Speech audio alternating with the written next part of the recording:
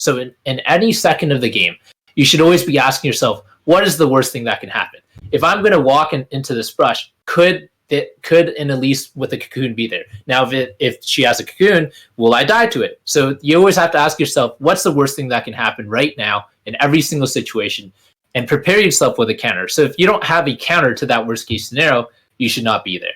Now, very simply, at all moments of the game, you should be trying to be 100% safe. And the number one rule for League, if you want to win more games, whether it's solo queue or team play, is just don't int. Right? You know, if you get caught out, it throws all game plans aside. And if you are too busy inting, you know, we don't have time to focus on proper wave management. We can't talk about wave management. We can't talk about freezing. We can't talk about, you know, macro setups and getting dragons, because if you're dead, like, you can't make anything happen. So Eric, this is the number one thing you guys got to master. I hate to interrupt, but we are actually, and we have more people in the stream than we were anticipating. So we are at 50. Is there a way that we could do this, like, on a different platform, maybe Twitch or something? Because we have a bunch of people who are trying to get into the stream who can't. Oh, so like you're capped out. Apparently Discord, is capping us at 50 people in the live session. So I can maybe do a stream on Twitch, start up OBS really quick. Okay. What I'm gonna do is I'm gonna set up a stream really quick on Anarchy stream. Yep. And they could still type in the chat, and we'll still have time. And we'll still see that. Yeah, exactly. Okay. Cool. So I'm basically gonna stream the stream. All right. Do you want me to pause a bit while? Yeah, just so that we can include everybody in the presentation. You can continue talking on stuff that doesn't require visual aids.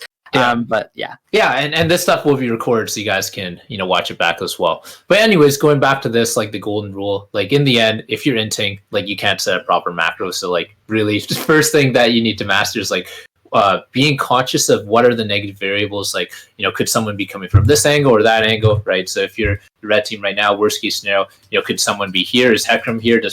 Where's Malphite? Does he have TP? Do they have any TP wards? And knowing that, okay, if he TPs, will we die here? Do we have a way out? You should always be thinking about what are the worst things that could be happening right now. And if the worst thing were to happen, do I have a way out of that? If you don't, then you should not be in that situation, and you got to rethink where you're positioning and start slowly, getting those grounds back.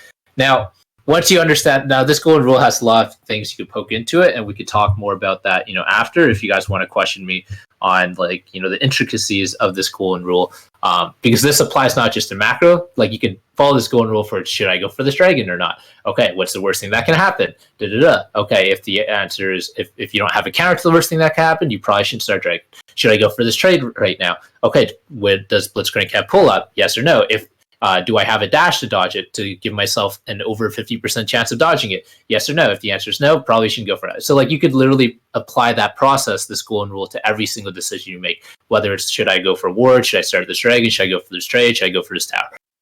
Now that we've got this concept out of the way, we can get more into, like, the more fancy stuff, the stuff that you guys are probably really excited for, and that is talking about that late game flowchart. Now, the first thing you got to do, just really quick. Sorry to keep interrupting. Okay, so we have a stream up live for the stream of the stream, so to speak. So if you want to watch in and check in on these visual aids, the Twitch link is in Anarchy News. It's Twitch TV/CurseGameFreak. That's Cursed. He's a member of Maroon, so that should work out really well. Cool. All right, so coming back into it, I'm gonna actually, I feel like I already gave away the answer, but right now, I think on the timer, Dragon is, I think, spawning in around a minute 30 or so. So, like, you know, this Inferno Drake. Now, obviously, your red team, what is the first thing you guys think should be done to start setting up for this dragon? What do you guys think is the first step? I'll let you guys all type out your guesses, and then we'll give you guys the answer. So I see setup vision, I see mid wave, I say mid prio, into vision, waves, sweeping vision, okay. Prio and vision, okay. A lot of the similar answers. Now I'm gonna ask Quas. So Quas, which one comes first, vision or prio? Yeah, so you want to get prio first and then move as a team to get vision, yeah. Correct. Because what we're going to talk about here is, if you try and get vision without prio, say you go into here and you're like, hey, I want to ward this, right? Everyone's MIA. Alistar, they could be waiting here. If you try and get vision here, and if you don't have this vision cleared out, you might end up face checking into people. You might end up getting caught. Now, why do you push the waves first? Because what happens is like these minion waves, they're actually your best form of vision. They are moving wards. So if you have bot prio, you have top prio, you have especially mid. If you're going for a dragon, you want bot prio and you want mid prio to protect both angles. They're eventually going to have to deal with these waves. Because if you can get this mid wave, right? If you could get this bot wave all the way down to here, right? What's going to end up happening is their mid laner, right, is going to have to rotate down and catch this wave. Or their bot lane is going to have to come down and catch this wave over here, right? So them having to catch this wave means... So them having to catch this wave over here means now they're on the map, and now you can safely ward here, knowing that everyone's on the map. So like the first step before you even think about getting vision control to set up a dragon is to get that wave prio. You want to be trying to get double prio if possible. Now, what's the one rule, you guys type it out, that you guys have to remember when you're trying to push out and get wave prio? What's that golden rule we have to remember? Don't int. Yes, don't int. So don't int or play with the worst case scenario, right? So if everyone's MIA, can you push out here if you know that Alistar could be here with Senna, because Alistar, Senna, Hecarim could be here right now. This ward's about to expire. They could all be here. Can you be pushing out this wave? Probably not. You're going to have to wait for someone to show. Now, if you're Victor, you might be able to just do a laser and just book it because you have vision. And then what you're going to have to do is, what do? You wait for the waves to what? Wait for the waves to what? To crash, to meet up. Yeah, you wait for the waves to meet up, and you wait for someone on their team to show to give you some confidence to push. Now, if you have no idea whether it's safe or not, do you push this wave if you aren't sure? If you think it's 50-50 if it's safe to push this wave, do you push this wave? If it's 50-50, do you push this wave? No. Always safe. You always make sure you check your boxes and you play with that golden rule. So if that means being a bit more patient and waiting, you be a bit more patient and you wait. Now, once you get that wave prio, which we'll see if they actually do that, what is the next step? You guys, spoiler, they don't. Vision, right? So now this is what you guys talk about, right? So now you can get vision control if you get these waves pushed out. So what ends up happening, let's see what they do. They do push out this wave. They get mid prio. Good on you guys here. Now the question is, do they keep the mid prio? And then they get vision here. Now this is safe, right? Because worst case scenario, we'll see, is he going to get bot prio here? He waits in fog because he's not sure, right? Waits for people to show. They show, so now it's safe for him to push this wave, right? So now Victor's safe because he sees there's Hecarim here. It's only Alistar who could be coming bot, and Alistar's not going to solo kill Victor, so Victor's smart for staying here, right? But what ends up happening is mid lane forgot the worst case scenario rule, and now we can't even teach this lesson properly because they ended up getting caught. So when someone gets caught, all the rules get reset, and now we can't play this proper macro principle. But, in theory, right, what they should have done is they get this mid prio, right, and they just back out. They just drop a ward here, like worst case scenario. This could be warded, so maybe they don't even walk here because this could be warded, right? This brush, and Hecarim could ult over, Zoe could sleep, and okay, so now I don't understand. This is tough, right? Because worst case scenario is Zoe could sleep here, Hecarim could ult here, everyone's MIA, you don't have vision, your team is definitely nowhere in position to back off. You want to be waiting to match prios. You want to get these waves pushed, wait for someone to show mid, because they're going to have to deal with this wave, right? Eventually. They're going to have to deal with this bot wave eventually because Victor is about to push this wave. And then you could go for that vision control. Now, we're skipping steps because we haven't even talked about getting objectives. You definitely can't attack towers or go for dragon, without, vision control and a wave prow first. And then after wave prow, then you got to worry about vision control. Now, let's assume that they get proper vision control here. All right. So let's assume that they catch the waves, right? They catch a wave here. Victor safely pushes this wave here. They're catching their waves, right? And now, what are some rules that you should keep in mind? What's the number one rule? I'm going to remind this. What's the number one rule for warding? If you're trying to clear vision and get vision, what's the number one rule? Don't it. All right, don't ward alone. Just don't it. Just make sure that you think about every single negative thing. Could I die here? If the answer is yes, even if it's a 30% chance, make sure you don't you go take that extra 5 seconds to call over your mid laner or call over or to just use your Q to check the brush or something. It is worth it. Don't put yourself at risk, right? So now that we get this vision control, right, we could get some deeper vision, right? Assume that they do this safely and they do this properly. Now, Olaf ideally would want to be getting vision with them, or actually like timer's 1 minute. So maybe this is now the best time to get a reset, because you want to get a reset around 1:30, 1 minute. So that way you could actually get wave prio before the objective, because right now they might not have the item power spike, but we're just going to focus on this rule right now. Say they get vision here. Now what can they do? Why is vision control so valuable for setting up an objective? What's the next step after that? What does vision control lead to? You guys could take some guesses here. Making picks, information, picks, good fights, picks, zone. All right, kills on. You guys are actually pretty solid. Getting picks and good fights. So I'm going to show you guys that go to the slide here. Golden rule, get lane priority, right? Get lane priority. You want to shove waves and play with golden rule. Minions get moving deep vision. They have to react to push. And if they don't react to the push, they will lose golden XP. And all you have to do is if they try and contest the objective, you just back off and just let them lose 300 gold and 2 levels of XP for free, right? And just get the wave prio again, and they're just going to keep bleeding out. Now, after you get lane priority, then you get the vision control.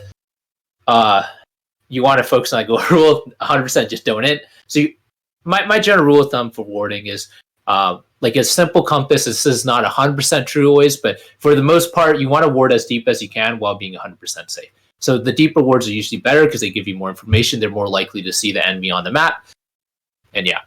Now you guys actually got the right answer for the next step. And the next step is the reason why you get the vision control is so that you could set up easy picks or easy team fights. What ends up happening when you have vision control is, actually, let's flip it.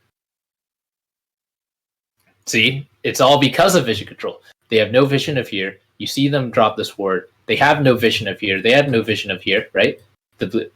So they're warded here. So what ends up happening is, now, if they had better vision, they would know that this isn't even perfect because they don't know where Olaf is, but he's on a reset. But because of vision control, actually, this isn't even because of vision control. But okay, assuming this, they go for setting up an objective, right? And say they get deep vision. Let's say, okay, I'm going to flip it around. I'm going to say that pretend that these wards, right, these pink wards are the red team, right? So this is maroon, and they have these pink wards, and they deny vision here. So they have no vision of this choke. They have no vision here at all. If you were to set the big advantage of having that vision control is you could camp in this brush, and as people are coming in, you're going to have a very much increased chance of winning that fight. Because what ends up happening is if they don't have vision of you, your team's going to get an extra 1 or 2 or 3 auto attacks before they even recognize that you're there. Your chance of hitting your skill shots go up 30, 50, maybe 100%, because you're going to be able to plan your skill shots. You're going to be able to ping the right target and attack the right person at the right time. You can have a coordinated engage. You could CC them before they even get to react. So you could be down 5k gold and still win a team fight just because you have more vision control. And this is why, for those of you guys who are lower elo, who don't buy pink boards, who don't sweep, who don't place words, vision control is so important. Having vision could be more worth it than even having an IE power spike, because it doesn't matter if you're 6 items jinx, right? If you get caught out by a Malphite and a Yasuo, or by someone like a Cocoon, you're still gonna die, right? And that happens because of your vision. But anyways, that's why you get the vision control, so you can get that advantageous team fight or an easy pick. Now, once you get an advantageous team fight or an easy pick, so let's say we're blue team here. Now what should they do? What comes after you get that advantageous team fight or easy pick? What do you guys think comes next? We'll say in this situation, do we just go for? We could look at objectives maybe. Do we look at vision, deeper vision? Do we see, is this a free objective? Is this a free objective? Maybe we start. What do we think? Prio vision set up for Drake, turrets. Now this is where the next rule is very important. This is a golden rule for macro, is keeping the tempo. You want to make sure you keep the tempo always. So what does it mean to keep the tempo? You want to make sure you check off the previous things before you go into the next step. So right here, sure, we got a pick, but just because we got a pick doesn't mean we have good vision control. No, doesn't mean we have wave prio. No, we got to get our wave prio so that way we could get our vision control. Because it doesn't matter if you got a pick. If Zoe goes here and face checks without vision, trying to get deep vision here, she could get caught out, and now that pick means nothing, right? It could even be a 45, right? And they could go in together, but they might get caught out face checking this brush. And then maybe Cho lands like a rupture, like something could happen.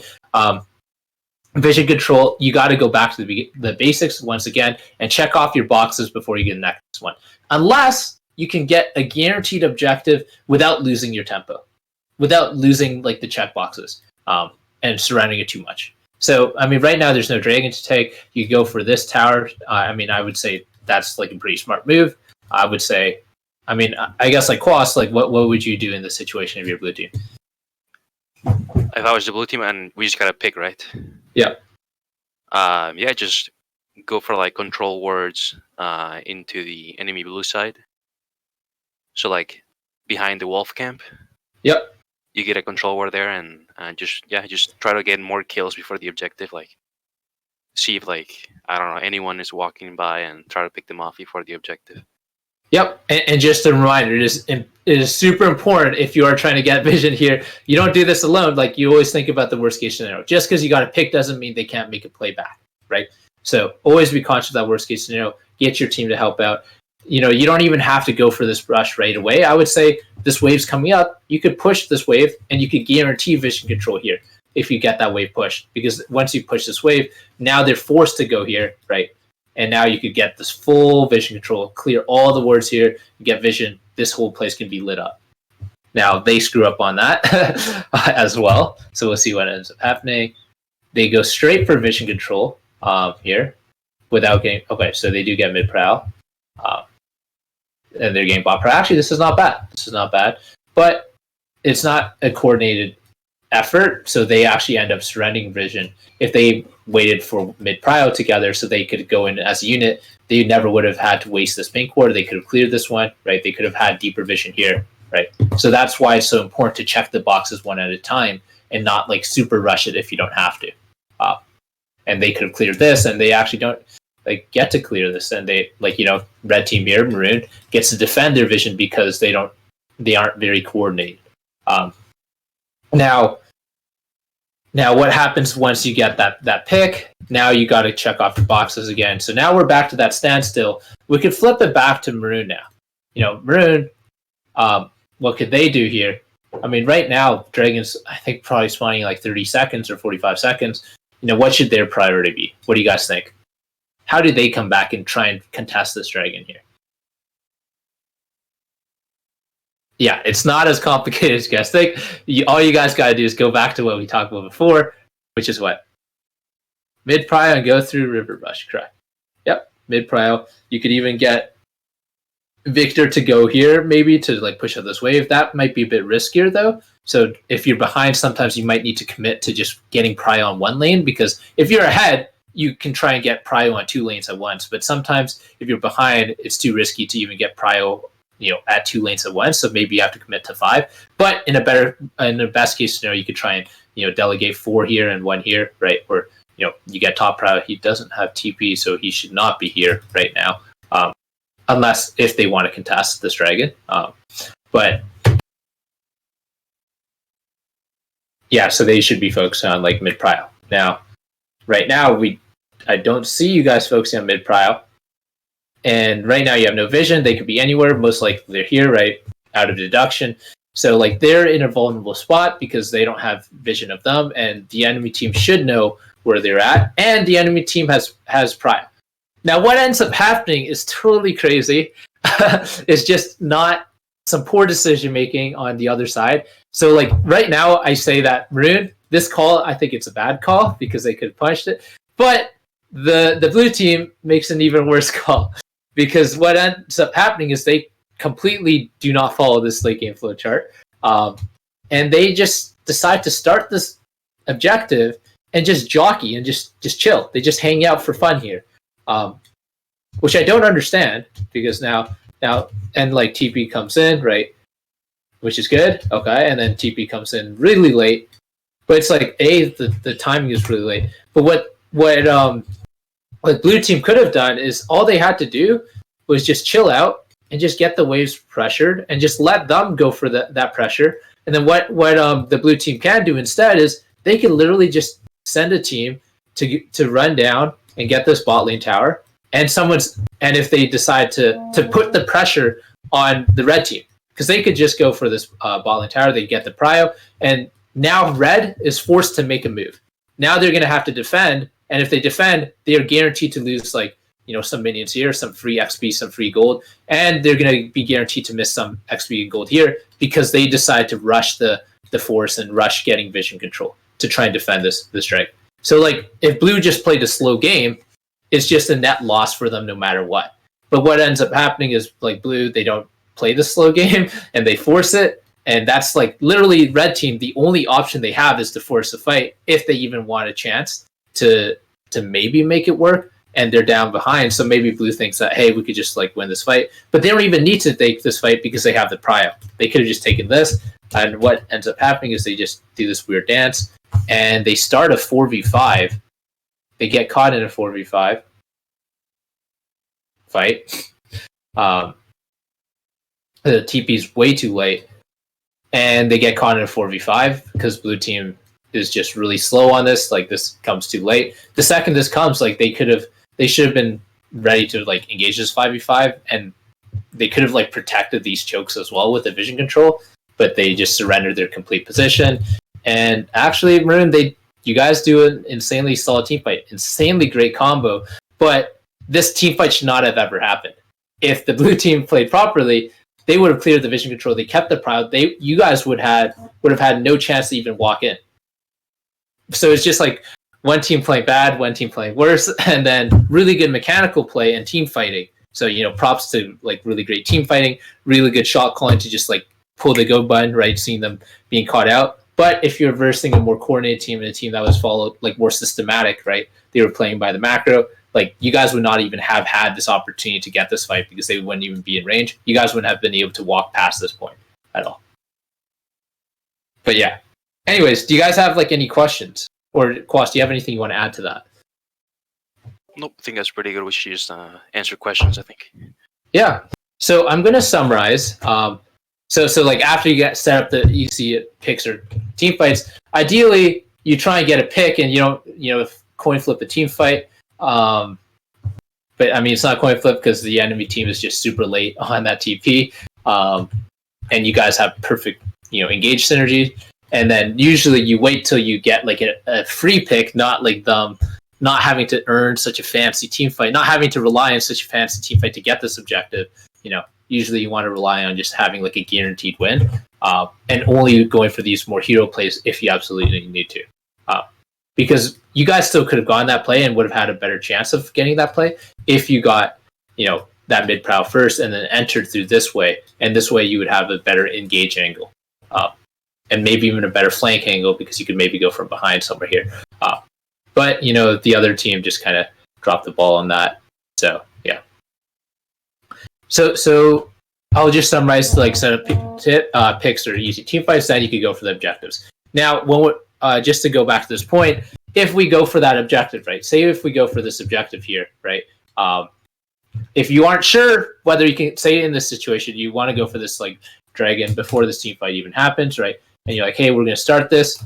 And what ends up happening is you're not sure if you can win this fight. What should you do? Should you just commit to this objective or what? If you aren't sure if you win this fight. You commit to the objective if you're not sure. Say you give yourself a 55% chance. Say if this were an even game. Do you commit to this objective here? If you're 55% sure you can win this fight. No. Correct. The answer is no, because you can get, instead of going for a 55% play, you could be going for a guaranteed play of what? Just back off, get the prio, and get the vision control, right? And just force them back. Now, that's something that I want you guys to remember is, if you can't guarantee a play, go back to something that's guaranteed until you could get an almost guaranteed play. So just keep remembering to check off those boxes. And I'm going to teach one. So this is the overview. Step one, always play the worst case scenario. Don't int, number one rule. And then step 2, I guess, or step 1 here, get lane priority, then get vision control, then look for picks or team fights. If we can't get a pick or team fight, go back to getting lane priority, go back to getting vision control, then look for that pick. If you can't get that pick, go back to lane priority, go back to vision control, then look for that pick, and then maybe you get that pick. Now, if the dragon or baron is guaranteed, go for it. If it's not guaranteed, go back to getting lane priority, go back to getting vision control, go back to getting picks. It's just that infinite circle and of keeping that tempo early. Does that make sense? Does that like simplify mid to late game for you guys pretty well? And I know there's questions. I'll get back to it soon. One more thing I want to add is I'm going to teach you guys an advanced concept. Actually, we could save the advanced concept for later. I'm trying to think. Maybe the advanced concept will come up in Q&A. All right. Yeah, we'll start with Q&A, and then maybe if you guys really want to go into like a more advanced situation, we can go into that as well. All right. Questions, you guys just ping me, and I'll look at them now, and then of course you can help me answer them. All right. First one by Andrew. Parker, do we want to let people actually like talk and ask them and have a dialogue, or do we want to just open it up to like chat?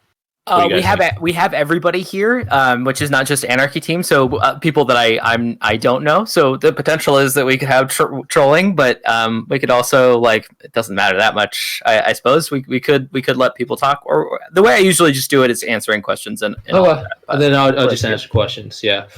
All right. So question by who was Andrew. So a cautious, observant player is the best kind of player. Where does aggression come in and play a factor? Does it have a place? Kwas, you want to answer this one? Oh, no, I can add to it. Oh, yeah, sure. Cautious, observant player.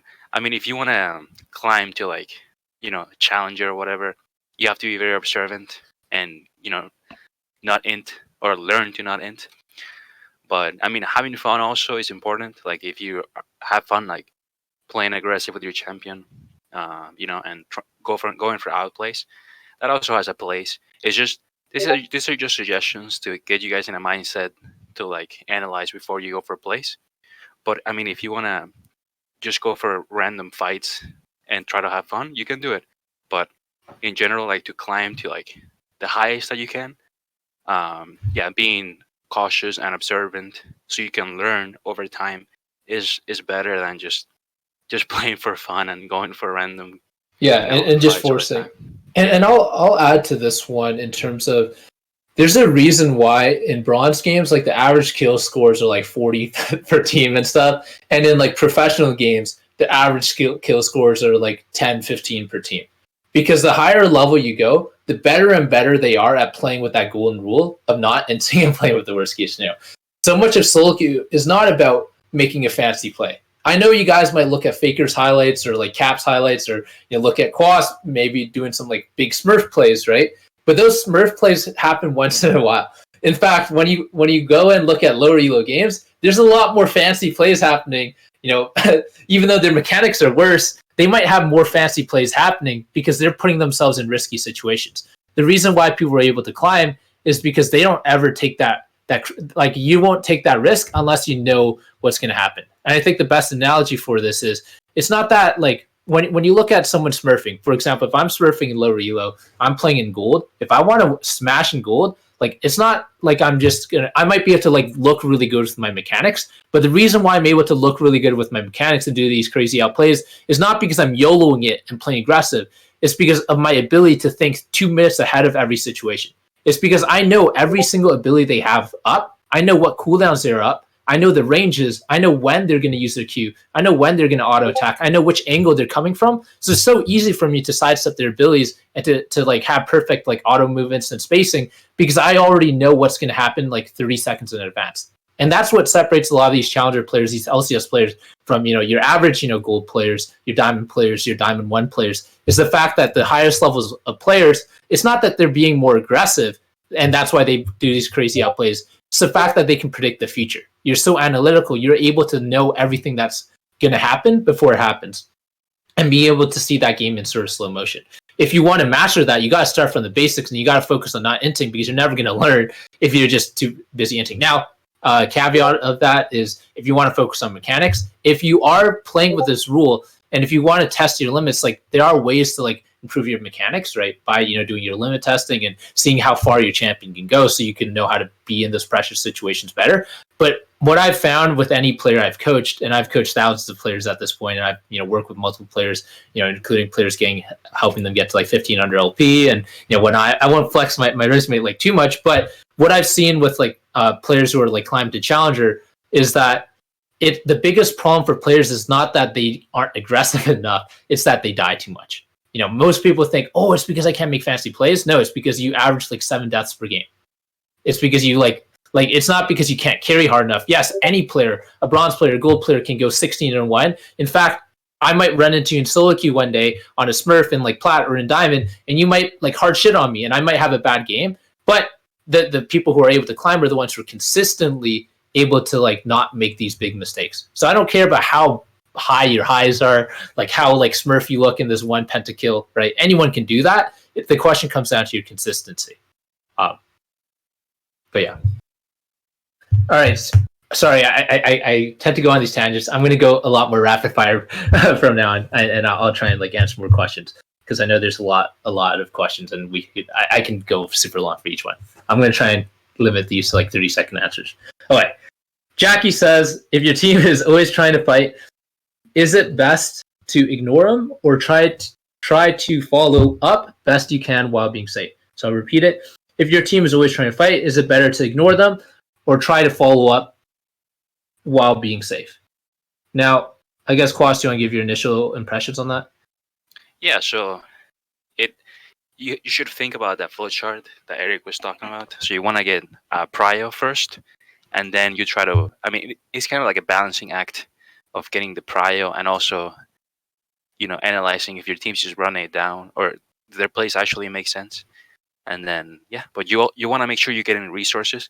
Overgrouping will cause you to fall behind. So always try to get prio first and then try to see if your teammates are making plays that make sense or not. But yeah, you do want to help them. You don't want to like have a set mindset of like, oh, I'm never going to help my team or I should really help my team most of the time. But yeah, just balance getting prio first and then helping your teammates is probably the best approach. And you'll get a feel for like when to get prio, when to group, and you'll get better timers. But it just comes with practice. Yeah, it's like thoughtful practice.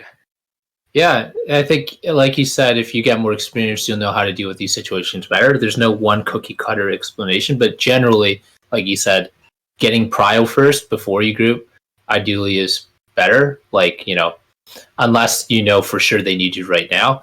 I think my formula for this, and this would be another lesson, is like learning how to play the risk versus reward scenarios and looking at the percentage of success, like risk versus reward, and just trying to be as analytical as possible. If I were to join now versus if I weren't, what's going to happen? But I think that more commonly, I find people don't group, people overforce and they aren't selfish enough. So it's like a lot of times, this is what really frustrates me when I play in lower elos as well, and even when I play in like challenger games as well. I see players where it's just like you go for this dragon fight, and then you realize midway through the dragon fight we're going to lose it, but for some reason everyone just decides to keep trying to finish that dragon, and what ends up happening is you have 5 people dying and you lose dragon, versus you just get off of dragon, you lose 1 person, you lose dragon. But rather than losing, like, it's like, would you rather lose 5 people in dragon? And what ends up happening is probably you also lose like 2 waves of minions, and then you also lose like a tower because of that, because you got aced. Or would you rather just lose 1 person and dragon? And I think that's like the simple answer. You just gotta look at the risk versus reward. More often than not, you can just cut your losses. And I think that's one of the things that most players really struggle with, is like understanding at what point is this like unwinnable, and you're better off just letting your team die. I'm going to look at another question. All right. Llama Man says, if you get hard outdrafted, would you stick by these rules or look for some more risky plays that have higher payoff? So now this is my I know Quas might have a different answer from me on this one. I have a feeling, because competitive play when you're in LCS is a different mindset for how versus if I were coaching a diamond team or a gold team or a plat team or a masters team. If I were coaching an LCS team versus if I was coaching a gold team or a diamond 1 team, even, like, it's a different approach. But I'm curious, like, Kwas, what your thought process is. Like, if you get hard out drafted, would you stick by these rules or look for some more risky plays that have higher payoff? I mean, if you're comfortable on the champions that you're playing, yeah, you can look for those risky plays. But like, this is just kind of like guidelines for you to like apply consistently. But yeah, I mean, it just depends on the comfort of your champion. If you play your champ hundreds of games, yeah, you could try to make some risky play, but in general, you would want to stick by the rules. Yeah. Yeah, and to what he's saying, right? So, like, when you're very comfortable on a champion, you could go for quote unquote riskier plays, but it might seem risky to someone else, but to you, you might be able to execute that play 9 times out of 10. So that's not a risky play because you know you can do that all the time, right? But to an average person, that might not be a risky play, right? That might be a super risky play. So it's, in the end, it's what is like, how risky is it based off of your typical chances of success? I think there's just a cookie cutter like way of playing for League. It's very simple. Like League, a lot of times people like overcomplicate it. It's like chess. It's just the right play is the right play based off of your success rate, based off of the situation you're in, the gold values, the positioning, right? You know, is this a high percentage play? Yes, go for it. If no, don't go for it. And if you want to increase your chance of success for that play, you just go back and focus on the late game flow chart, and then that will put you in a position to, you know, in 30 seconds, instead of having a 60% chance of winning that fight, now you have a 90% chance. And that's why it's so important to follow that flow chart, because it doesn't matter if you are super behind, you have a horrible draft, you're about to get outscaled, maybe you have a 10% of winning. This late game flow chart will take you from 10% to 40% maybe, or 10 to 50. Or if you have a great draft and you're super ahead, it'll take you from 60 to 90. Either way, if you have a free opportunity with no risk to increase your win percentage, why not take it? Hopefully that makes sense for you guys. Mojo says, does a team need one person dedicated to shot call every play? So, I mean, Kwas, you could tell us about like your dynamics, right? When you played on competitive teams, like different teams you played on, what were the dynamics of shot calling that you've used, and which ones were helpful, and which ones, you know, were less helpful? But I feel like it depends on the team you're on, right? You work with each individual, right? But what kind of experience do you have here? Yeah, so it just depends on the team. Like, sometimes you have players that can't really communicate well while they're playing, you know? They get like in the zone and focus on the gameplay. So maybe those people shouldn't shot call, but ideally, you'd want to get comfortable with the plays that you're making, and ideally, you'd want to know how to communicate certain things. But in terms of shot calling, yeah, it should be a team effort. Like, and then like people gave in information, right? And then one person that feels most comfortable, I guess, makes the decision. But you don't have to have a designated shot caller, but you do have to, you know, have someone that has the final say on a certain thing and begins the play, I guess. Yeah. Yeah, and I mean, if you guys like to talk about like our coaching programs, Loventus, like if you guys do end up, you know, wanting to take like coaching to the next level, we actually have done like dedicated lessons on shot calling, and we could, you know, dive a lot deeper into this, but a lot of it's case by case. But for me, it comes down to like building these systems, putting systems in place. So maybe your team has a system where it's like the loudest person ends up, you know, whoever's the loudest, and whoever says it 3 times in a row, like that, if someone says it 3 times in a row, everyone commits, because that means that they know for sure this is a play. Maybe you have designated person to shot call for Dragon team fights. They are always going to be the one that you trust to have the final say. Or maybe it's just like the last person or someone who says it 3 times in a row. Other times you have like people who are really quiet, and, you know, if that person quiet ends up being really loud, you trust it. But I think it's just like communication and having a plan, so that way, you know, I think it's a lot easier. Like, would you rather have 1 good shot caller or 5 good shot callers? I'll take 5, but some people are a lot more talented at shot calling, so it's better to lean on the person with higher success rate.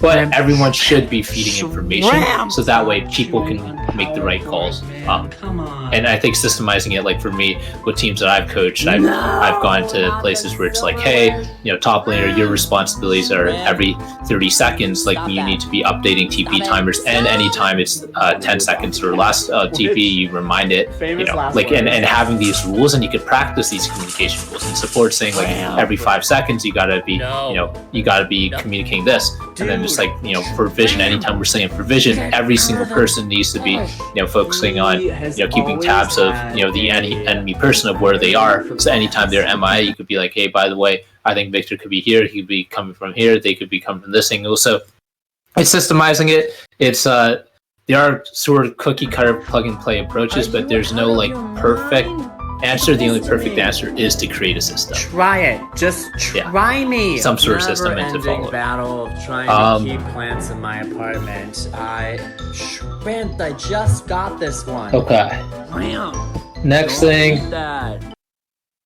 Also, okay, Camden asked a question related to these Prio. plants aren't even connected Should you anymore. still get Prio if Drag is already spawned? At that point, do you give? See everything that I... Kwas, you want to answer this? Yeah, so if Dragon's already spawned and you think that the enemy team is already on it and they have control of the area, right? They have vision control. You can just give it up, but also look of something to do on the opposite side of the map. So that could be like getting a herald or something as small as like taking a grump, for example, or pressuring the enemy top laner so he has to back off the tower and they lose resources. But yeah, you don't want to just give up an objective and just like play to your side of the map and farm up your side of the map. You want to move as a team to the opposite side and try to do something proactive. Yeah, and that's another lesson we could dive really deep into, right? But it's just splitting the map. So, I mean, if they force one side, you could go to the other, right? And then, or if you can contest and you give yourself a really high percentage of winning it, you can try contesting it. But if you aren't sure, you don't go for it. You play that golden rule once again, right? Don't go for something that you aren't sure you can win.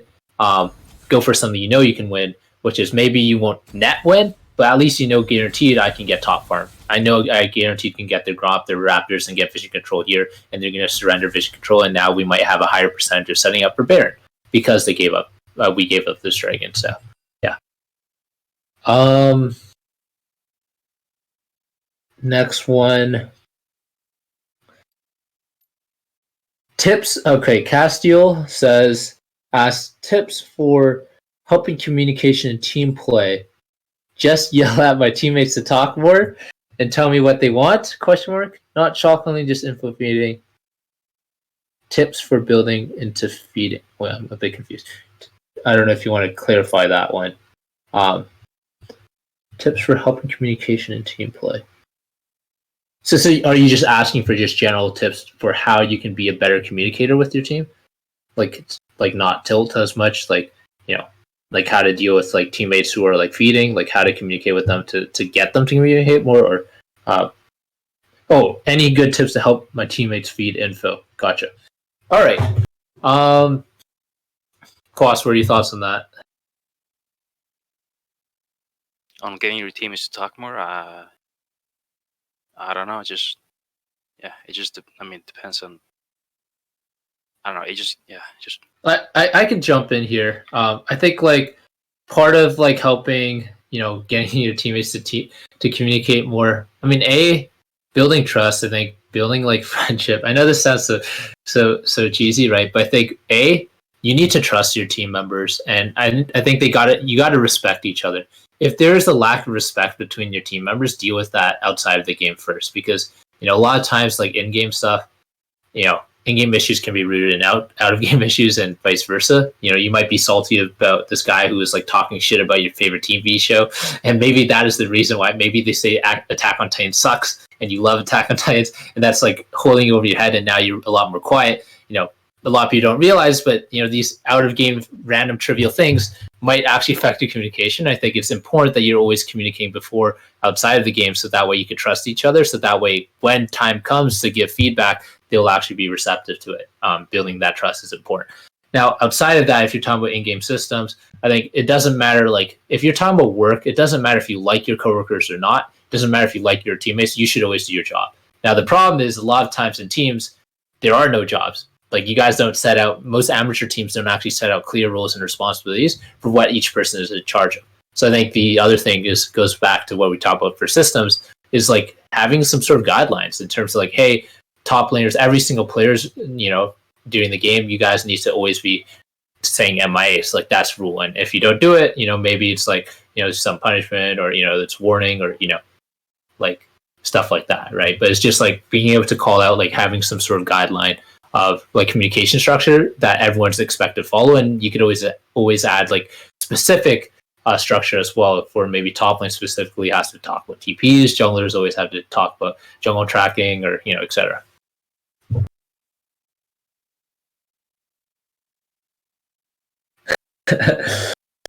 All right, let's see if we got some other ones.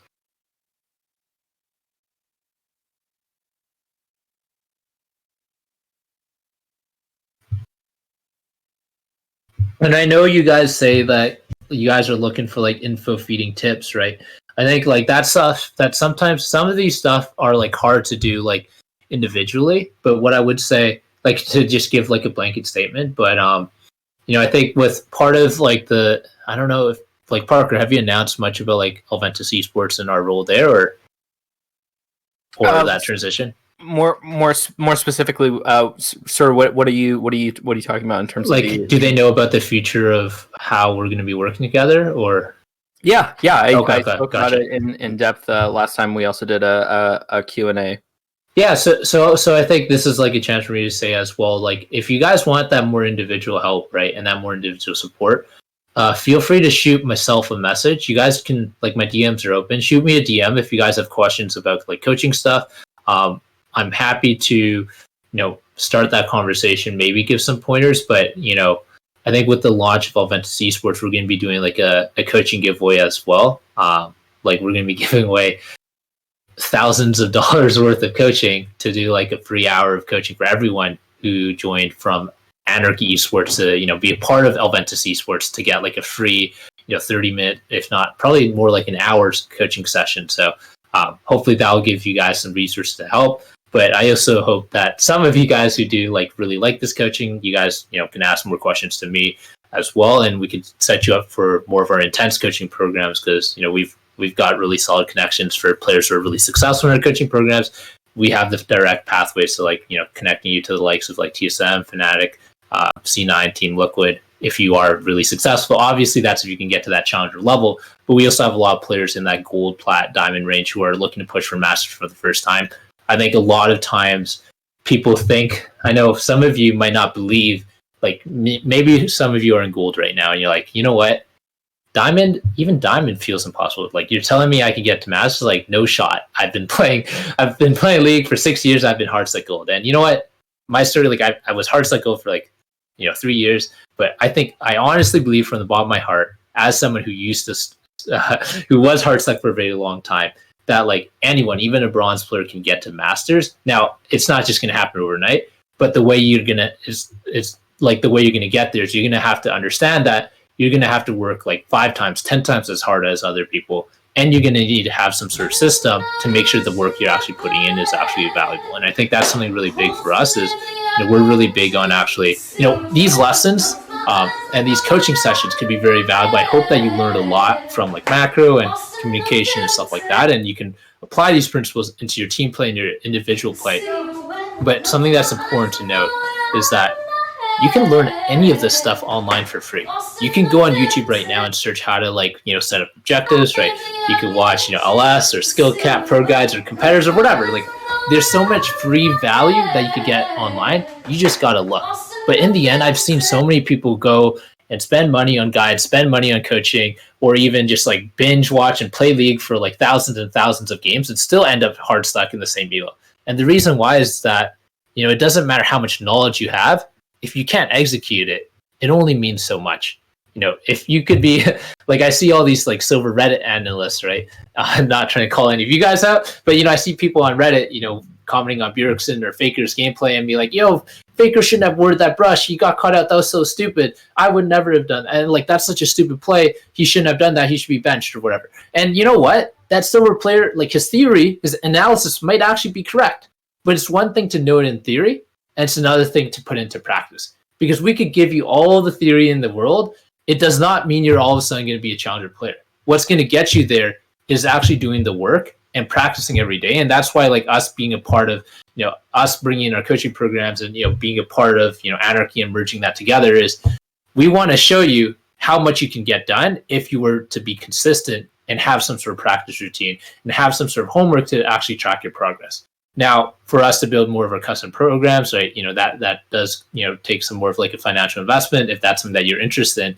But you can have all that head knowledge in the world, but if you aren't putting in that practice, it's only going to mean so much. And for us, like, we're really big on giving you guys like daily drills, homework exercises, practice sessions. So that way, every single game, you're not going into it, trying to work on 100 things at once. We can spend a week with you, focusing purely on how do you master minion wave management for the first 3 minion waves. Like, I've done this with, so many clients now where I'll spend like 1 week straight, sometimes even 2 weeks straight, just on making sure that my ADC player is so good and they understand every single intricacy of when to push and when to freeze in the first 3 minion waves and which minions to attack in different matchups.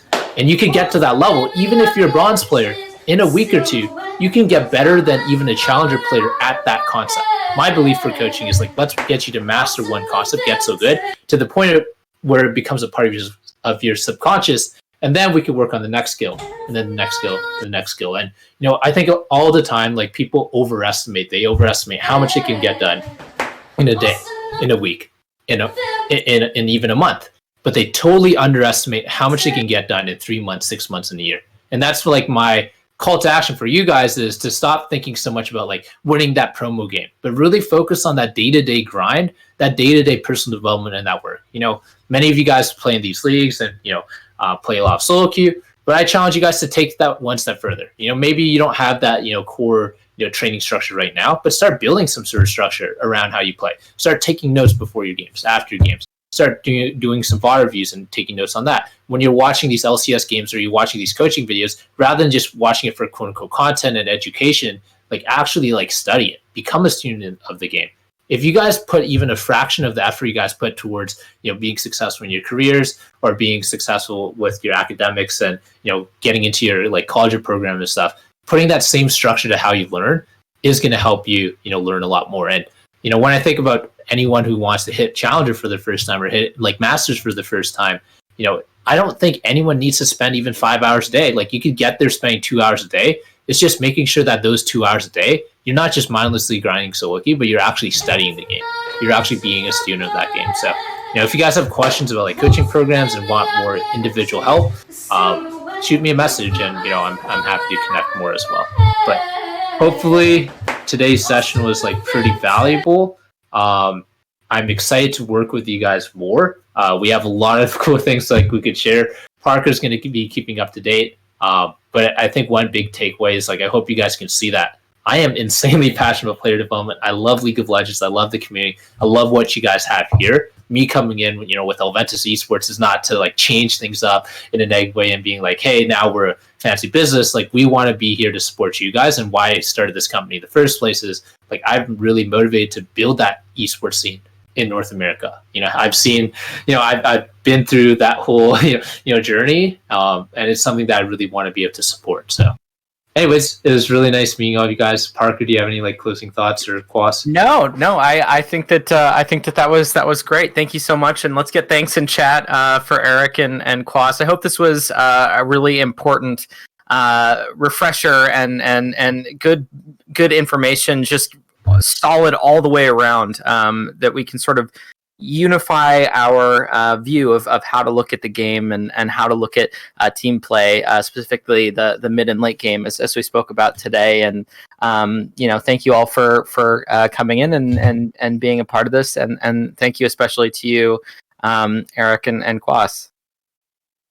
Awesome. So, everyone, you are now excused to get started on your first scrim block. I hope you learned a lot here. I know that I did. And we will see you again for another meeting next week. And I will be posting the doc. I already have the doc, the presentation, and the recording available. Where would you like me to post it? Just send me a link and I'll put it directly in news. Okay, perfect. Or you know what? I can actually you can post it in news.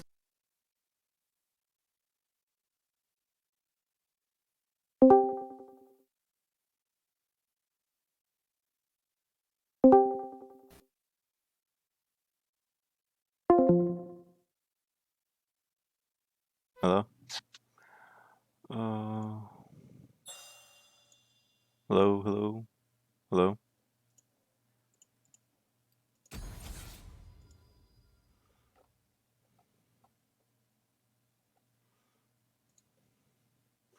You guys have learned into action. Let's go. Oh yeah, Big here we go. screen night. We're about to play challenger Alright. level right now. You guys better fucking pop off. All right, better. I'm spectating. I'm gonna spectate in game. No pressure. You want me to stream? Diamond 2, 87% win rate, 870 games. I'll be spectating your games. Wait, So, why can't I accept? Wait. I don't know. It's weird. I'll just cancel and then get back. play hard, but learn harder. That's my fucking. Those are my words of wisdom for you guys Alright. today. Don't end. Don't end. And don't end. Yeah. So Good we luck, all guys. hitting Masters this after I'm- 3 weeks? In 3 weeks? Not 3 I'm weeks, 3 in months. Challenger. In 3 months. Yeah. I'm peaking Dude, yeah, challenger don't stop in at PA. fucking master, dude. Fucking challenger all the way. What I'm- the fuck are Let's you go. doing? Yeah, what am I saying? What are you saying right now, man? Yeah, This is kind of exactly. like, Yeah, dude, you're right. You're fucking with my mental vibes right now, man. Sorry. Like, I'm so bad. You actually So just bad. tilted me a little bit, but it's fine. I'll let it Dude. slide. I'll let My it dream slide. is too small. I need to dream big. Come on. Something went wrong? something went wrong. Please try again in a moment. Just cancel out your clients and then get back.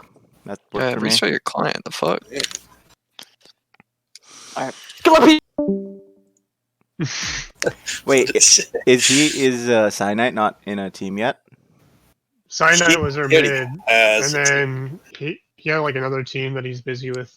He was Oh. trying to juggle 2 teams, that's why Oh. he left. So is this our full roster today, or? Yes. Yes. Okay. Nice. Oh, we have everyone, yeah? Mm-hmm. Crazy. Nice. You guys want red or blue? I do not mind. Oh, we're only playing one. We're setting up for blue, so let's go blue. Okay. Yeah, if we're only playing one, let's take it. Oh wait, never mind.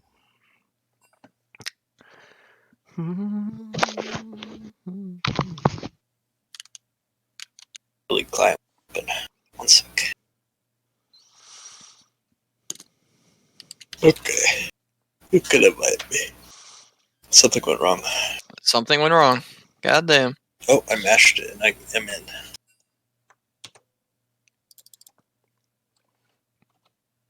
Oh, I mashed it. It didn't work for me. Now I just have a This bunch of can't something went happen. wrong messages. At least it shouldn't. How could this be faster than this? But the thing is, guys, the numbers don't lie. This absolute beast of a gaming laptop running Intel's flagship 8-core, 5.3 gigahertz boost mobile processor is getting destroyed before our very eyes by a thin and light. I mean, look at this thing.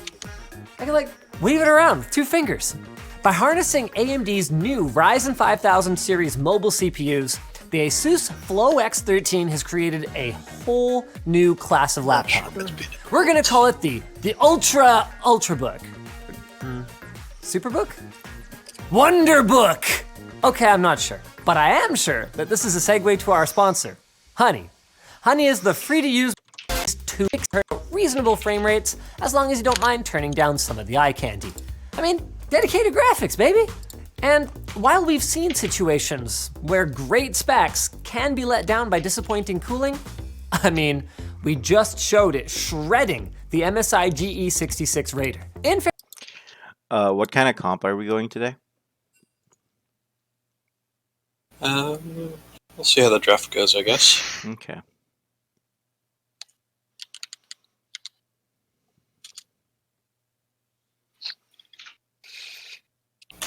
Here you go.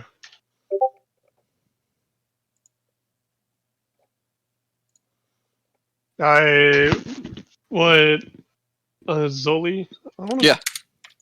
Yeah, it's like what Zoli and I thought of for like pick and ban was we kind of like based it around their mid coat. He was like a 0-1 trick, basically. We didn't necessarily base it around it. I mean, the bans were Hecarim, Udyr, Kaisa. We can actually leave Azir up entirely because Galio is also a good matchup. Even if they ban Anivia, third ban. Why does this guy we're have a... trying to get Darius first pick. Because he plays it too. Mm-hmm. Why does this guy have a 28% win rate?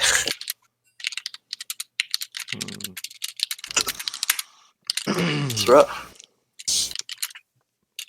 70 games, 28% win rate. Got a pentakill on Young. Oh, I forgot to tell you guys. I got a penta with Jarvan. Wait, really? Holy shit. Yeah, tank support Jarvan. I got a penta. How useless was your team? What the hell? It was more like I was kill stealing. Yeah, but it was That pretty makes funny. sense. Where'd you get that build from? I found it on like a Google Doc, and it was like a Masters, like Grandmaster Jarvan one trick from EU. I was like looking at King Nidhogg's stream, and he was building different shit, and I didn't really like Conqueror on Jarvan. I thought it was pretty garbage. So, and I played more supportive, so I like that build better. I'll be RB. Okay. Yeah, I was really fed that game.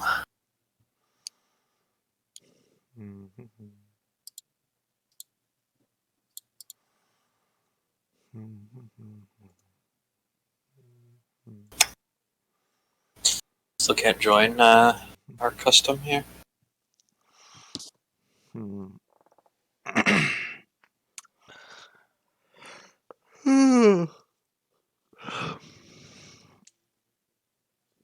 Wait, who are you? Who? Me? The person who can't join. Zolithrin. Zolithrin. Can't. Zolithrin. Someone else can invite me. Yeah. Or Orbit. Is Orbit in? Yeah, I invited. Oh, there we go. Nope, something wrong. Here, I'll restart my client. Okay. Yeah, it said something was wrong, and then I mashed it, and it just let me in after I restarted. Oh, yeah, after you restarted, I'll restart them. C2.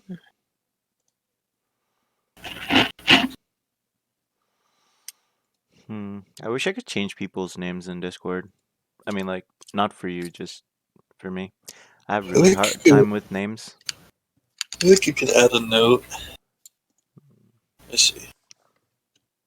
No, you cannot.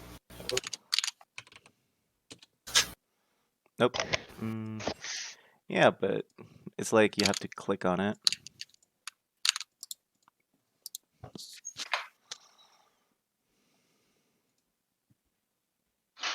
What do you want my name to be?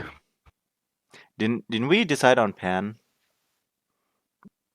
Or something like that? Pancake? Oh yeah, we decided on Pan. There we go. Finally let me in. Jesus fuck. Let's go. We'll just call Zoli Mojo. Yeah, just call me Mojo. Mojo. I actually like Zol better. Come on. It's fine. Call me Zol. I go by both. Yeah, I'll respond to both, you know? Or you just call me whatever champion I'm playing. That also works. That's what I do. Nothing personal if I call you by your champion name. No, I'll take it personally. Forgot my name. Okay, Pancake. Yeah, I'm here. Let me turn you up. I gotta be right back for like 5 minutes. 5 to 10. Okay.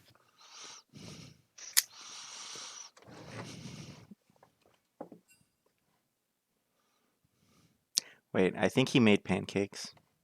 No, that was the far along. Oh, okay.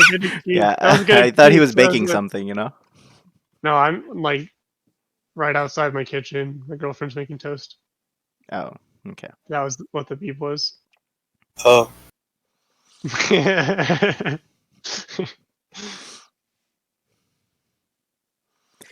Dude, this is insane. Actually, if we can get like a team coaching session for the first one for free, since they said it, that'd be pretty good. The cool thing is that I'll be kind of trying out to sell these coaching lessons to all these teams, and I can make profit off of it. Nice. When is that? Yeah. Wait, can we get 5 free coaching lessons if all of us just take our 1 free coaching lesson as a team? Yeah, how do you get that? What was the? I don't like know join the something. specifics of it. They talked about it in that private meeting, but I'll get more info on it and share it with you guys. Dude. Oh nope, there's a link. He's put in announcements. All right. So we're going for less than 3 deaths today, and prio mid and vision. And lots of wards, Skylar. I mean, Yeah. everyone. We're going for mid prio then. Every time you giving go Pantheon. back, just buy like two pink wards if you can, if you have the slot for it Just- and the money for it.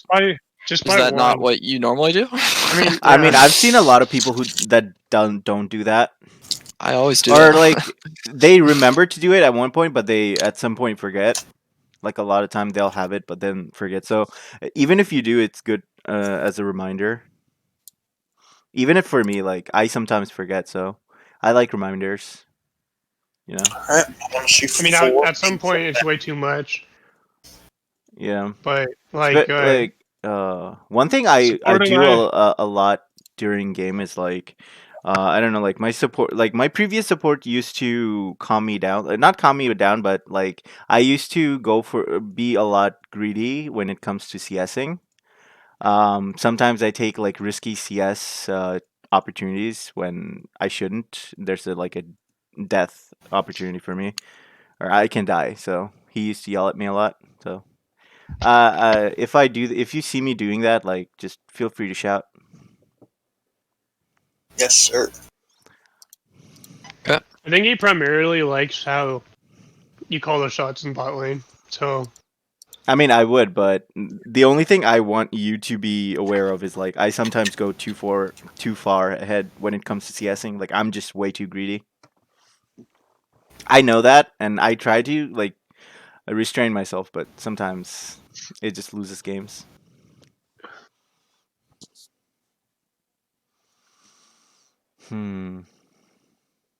I'll keep an eye. Yeah. oh, and then next week I need to find a sub for jungle on Wednesday.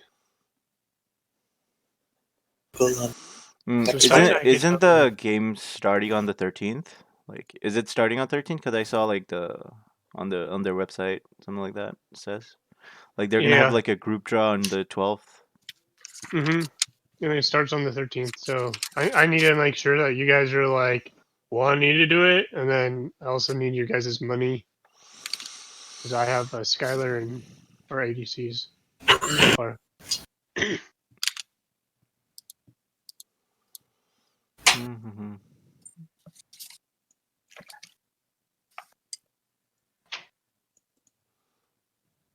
And then info on paying me back is in announcements. I'm back. Okay. I think we are then.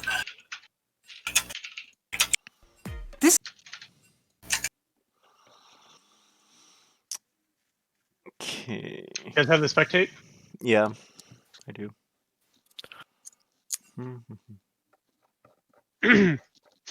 Okay. Ready.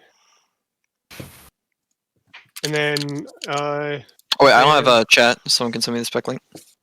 Oh, okay. We're banning Udyr. Yeah, our bans are Kaisa, Udyr, Kaisa, Hecarim. and then Hecarim. Who are you again? Zol? Zully, yeah. Mojo. That's me.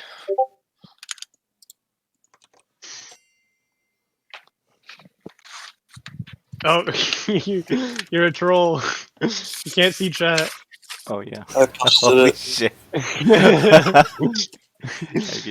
There we go. Wait, Got it. that wasn't my fault because he wasn't on my friends list. Okay, now there you go.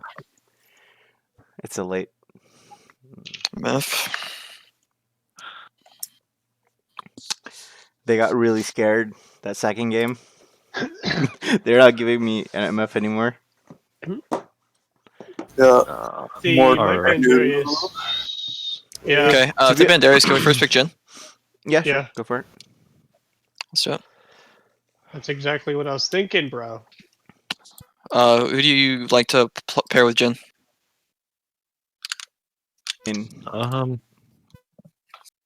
Like Rel or something? Yeah, we could do Rel or like Leona or something like that. Okay. We'll just I see don't what they mind pick picking first. Nunu right after this. Because they didn't ban it. How's your knot, by the way? It's decent. Decent. Okay. That's good. Wait, if they go Tom Kench and Senna, we have to go Blitz. Yeah, I was gonna say that too. I will say, I mean, can you play Blitz? I mean, it's a hook champion. Yeah. So. Yeah. Alright. But yeah, I don't think. Oh, okay, you don't yeah, have to. Okay, you don't have to. Leona.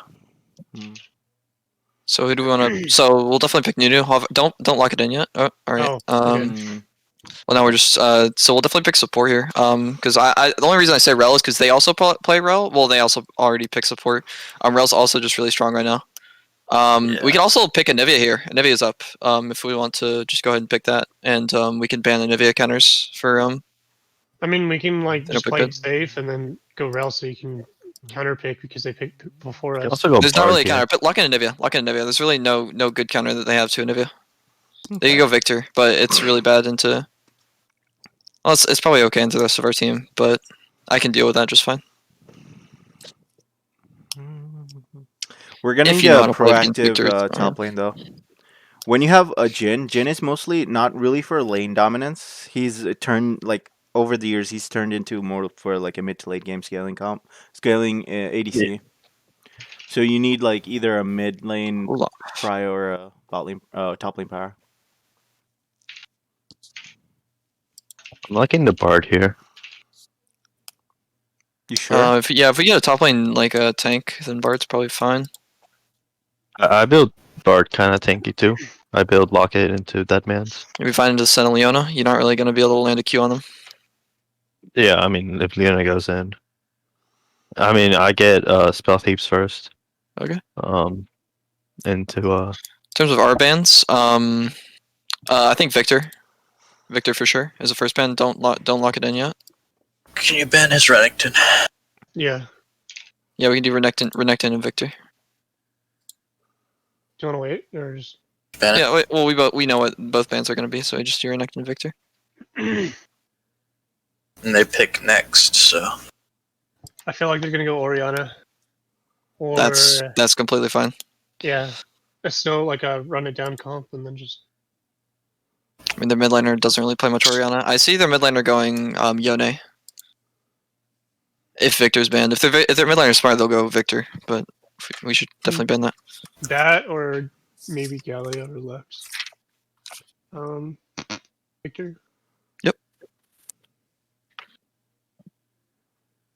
I think the Galio and their team would be a good fit. So the Wombo combo. It'd be like Leona engaged and then Galio. It's okay.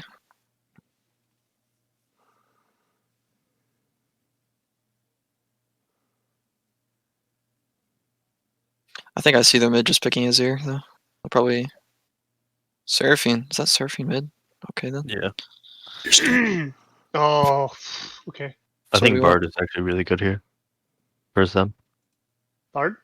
Yeah. Yeah. You can go for it. And then what are we picking top? You guys want Volibear, Clad, Urgot? Ooh, Kled is really nice. Kled, No love. yeah. Let's go Kled. Just know that our team fight's gonna be wonk because Seraphine and us running into her is kind of hard. Yeah. Well, we're more playing for counter engage, like with Anivia, Kled, Bard. So I mean, I think we have We pretty have good. the counter engage. We just need to engage with like. Yeah, just go Kled. Well, And Glenn has fine like engage. hard I mean. engage. We also have pick potential with I newness think no Cled ball. has hard enough engage and Bard.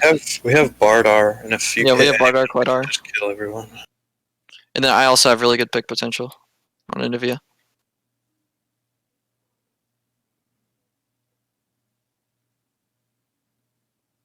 Hmm. I just see it's running like Sure. the only way we can kind of engage is just Bard R. Our team comp actually turned out to be a little bit wacky. Yeah, we should have gone Volibear. Yeah, something like that. Because not really necessarily Volibear. Because what I think is like our mid jungle wants the enemy to get into us. Like Anivia wants just to sit there and then just make them come to Anivia, and then Kled wants to go in. Like if you think about it, if we're in Banana Bush or something, or in their jungle, we have to beeline it straight to them. Like we can't flank or anything, and Leona can just kind of peel off, and Seraphine just wombo combos and locks them down. Is Kled not perfect for that though? To give us movement speed? Like Kled if we had kinda bonks into like first more person. peel with like Volibear or maybe like a Mordekaiser, I think that would have been better. Actually, I mean, like Kled. What Kled does is like Kled gets us through the early phase. I feel like, because early phase we're gonna be pretty weak from mid to bottom. We're not gonna be doing too much. Bard Nunu, I think we're fine with that. I think does Like, Jin with Bard lose Kled- into Senna Leona? With Kled R, like we can open Not up really. with Jin and then go with Kled, but we're still like clumping. So I think we should just play the split and then try to get some pick, maybe, because I think Kled beats Camille. Yeah, Kled does. Man's taking the ignite again. All right.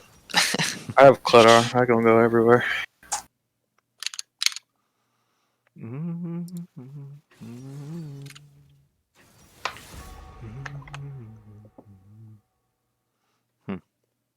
And then I'm gonna go Aftershock instead of Phase. Is that a Camille with Ignite TP? I want to know. Did you guys see the LCS games this weekend? Mm-hmm. TSM. Blue. Yeah, dude. Like it got just shit on hard. The Ignite TP, Camille. I can check this guy's match history. He hasn't played any Camille in like a week. If that. No, this guy just doesn't play Camille at all. The fuck? I mean, his Camille is not bad, but it's not really his best champion. I literally cannot find a Camille game on his match history. Yeah. I mean, like, I used to play with Felix before. Yeah. Wait, so Felix, Bonsai, and you were on the Ember? Yeah. Right? It was me, Felix, sounds like a Bonsai. pretty- Yeah, it was, Why'd that dude. The disband? old Amber team was like insane. Like we were basically probably the top 2 team. Yeah, like having Buns on your team just alone is nuts. And Yeah, then dude. That guy just does not die, Felix, dude. yeah, Felix just seems like a solid player too. Yeah. Felix was more of a coin flippy pair. Like he has the mechanics, but he just doesn't have the map awareness. He dies really easily to ganks.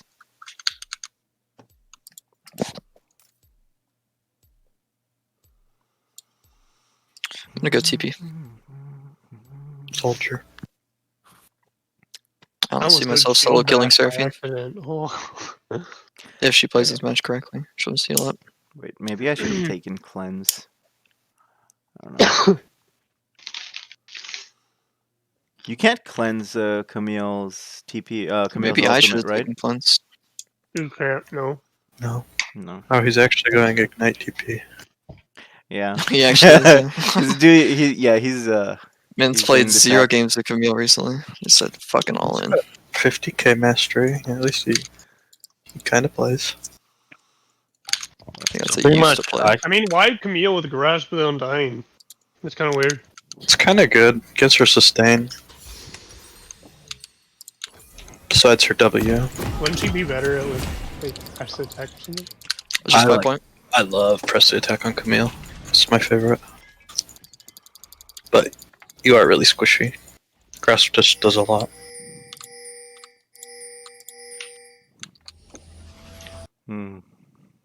By the way, when you're staying on this bush, it's better to stay over here so you can see both sides. It gives you enough time to just retreat if they come. Like, just stand here. So Camille doesn't have flash, so you still don't have vision over here though. You can see like, yeah, that should be by fine. Dude, you gotta be careful, dude. They might all flash over this wall into that bush.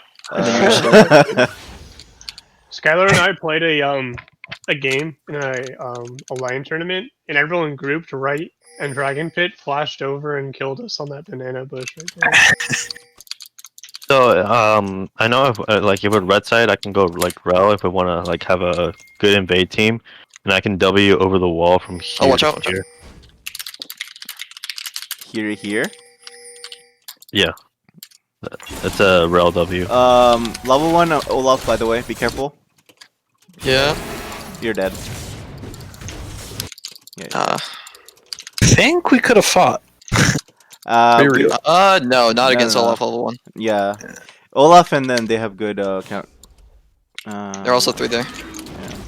He just hit it twice, and then I got it. I didn't even know that they were lane, go lane. Thank you. Hey. I will accept it. We're getting to lane late because of you, by the way. You better do a lot of work.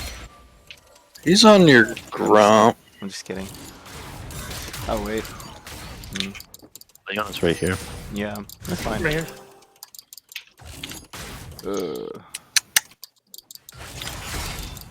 We got the flash.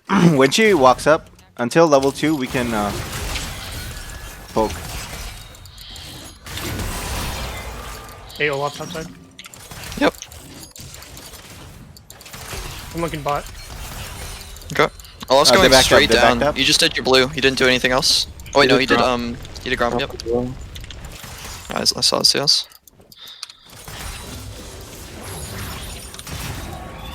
That's fine. I They're not want you gonna to try go. and get these on their raptors.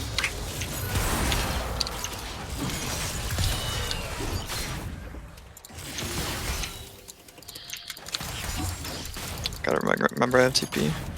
Ignore Leona when she gets on top of me. Yeah.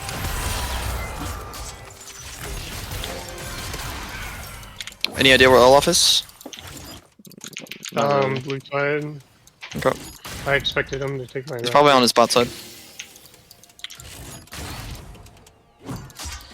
Yeah. Oh no.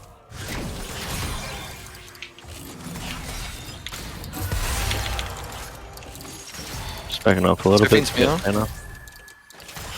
I'm completely fine freezing this mid. I didn't expect her to be boarding top side.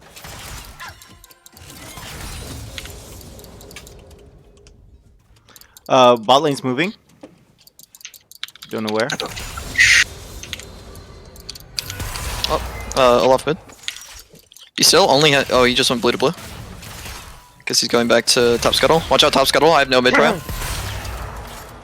Watch out, watch out. Just run out. Try to poke her, because I don't think they can go in from. Alright, just run. Keep running. Alright, we kill her. Okay. Just run. Can't really do much here.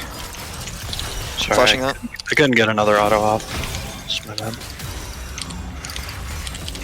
Poke. Yeah.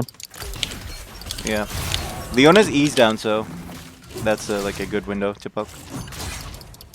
Her E's back up. Yeah.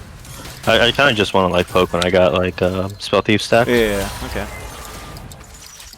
Yeah. Just let me know like when you're walking up, so I can like W. Because they got like enough sustain with Sen IQ.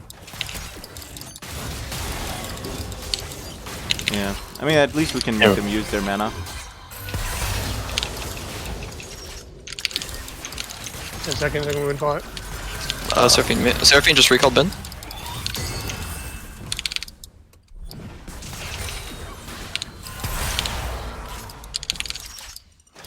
They're doing dragon, most likely. Bot lane's Okay. missing. I don't think we can do anything about it. Yeah, we can't. Let's just push it out. No, yeah, they're not on it. It's a little bit risky for them to do it anyways.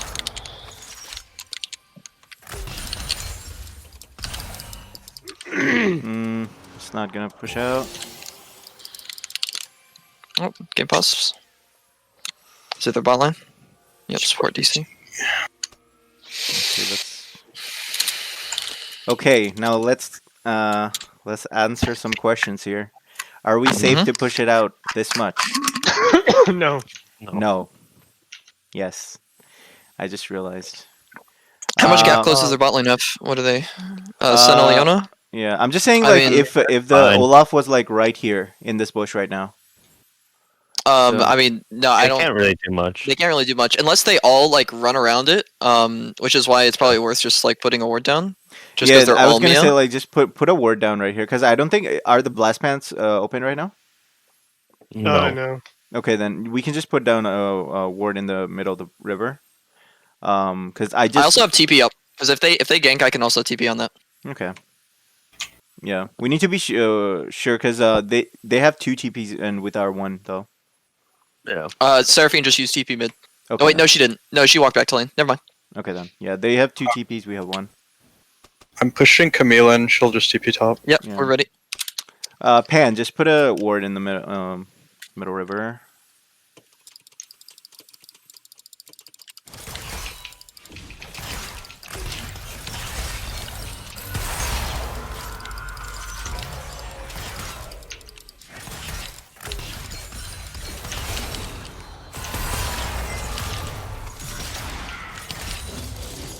Okay, we came back.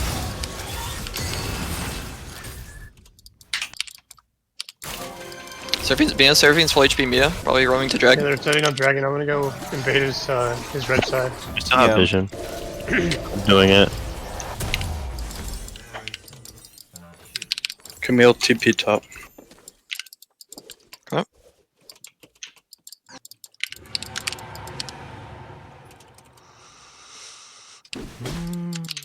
Be careful, Leona walked up a little bit. Like right here. Are you not invading his top side? Okay. All I've said is blue. Okay. At least you get your blue. Bot is pushing towards us. In like 2 waves. I'm gonna get my red go bot. Yep. I'll ward your blue. Oh my god. You guys good? I hate my life. They cleared 2 of my wards. Yeah, we're fine. I'm gonna hold it right here. Yeah. We have a really good freeze. They're probably gonna put a ward they're down. rotating. Olaf's probably top side.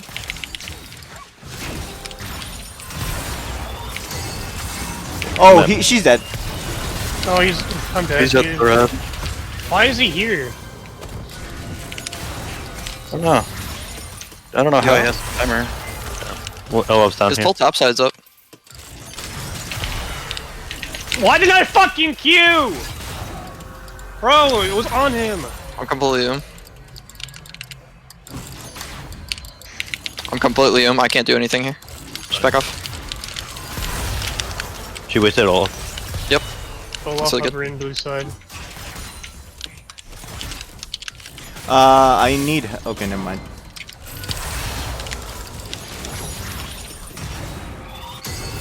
I have R. I can meet you at blue in 1 second if you need.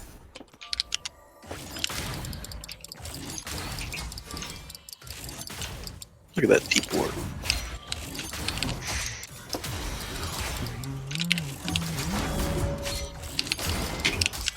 They warded right here, by the way. Seraphine's Mia. Seraphine has TP advantage, just by the way.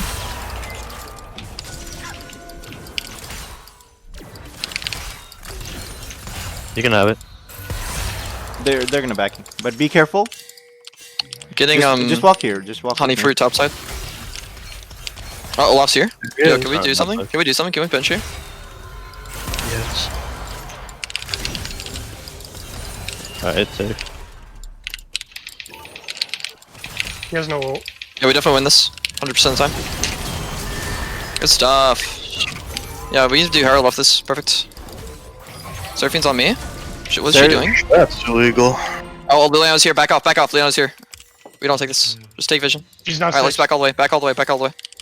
Camille's here too. Just run, just run, just run.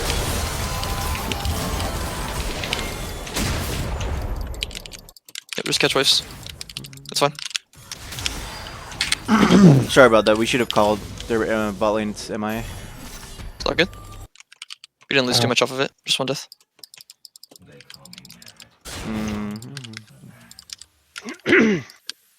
I mean, if you guys push through lane, just roam.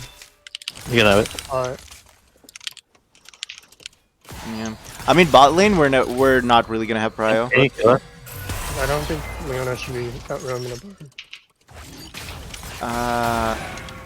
They can push in on us. We can't really push them back. Okay, I'll tell you later. Kind of have to back. I mean, I was asking if you can kill her because Leona wasn't. Oh, she was topside. Oh, no. You have to be top side, Sterling. I have to back. I just don't know how strong you are.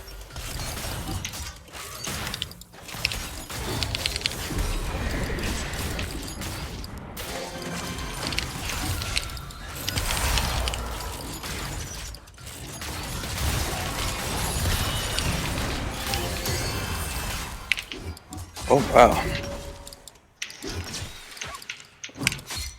I'm so far behind these. Seraphine TP mid. I can roam here, maybe, if they're stupid enough to fall for it. I think it might be. Do we have Bart? We have Bart ult? Yeah. Yeah. All right, get I have ready. ultimate too. Can we put? Barter? Can we maybe look You here? do now. Nice, good stuff.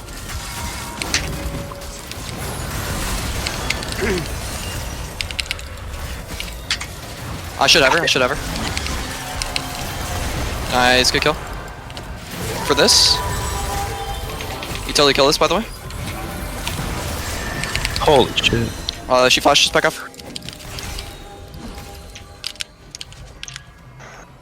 Oh, what? I can't on. Oh, stupid. Camille I'm completely in for this. We can't contest this. Olaf's really strong. Yeah, stop. That's really tracking. greedy. That's really greedy. Yeah, I'll just back.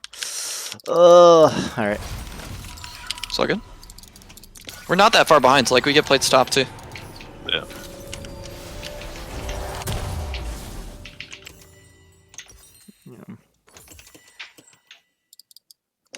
Well, yeah, I got a kill too, so it's fine. Nope, shit is good.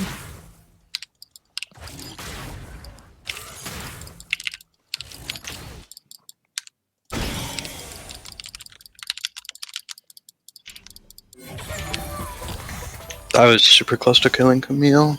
Shucks.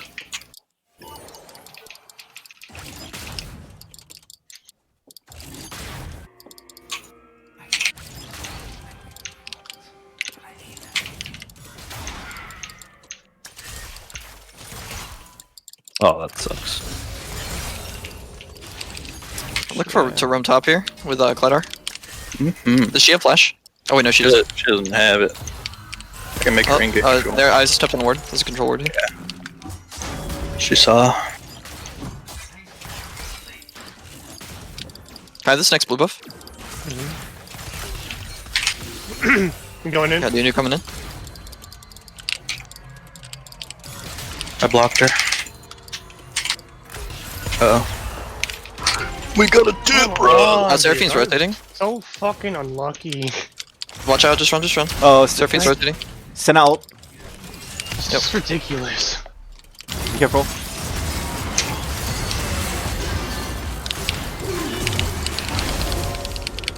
I'm my bad. I wasn't paying attention. Damn, Olaf is everywhere. It's like fucking in my butthole, bro. Is he on? He's probably taking my adrenaline.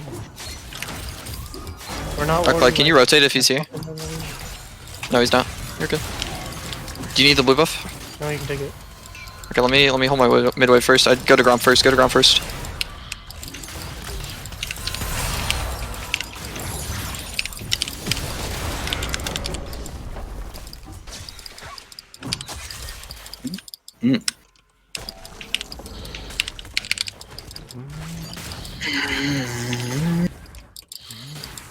Leo's missing bot.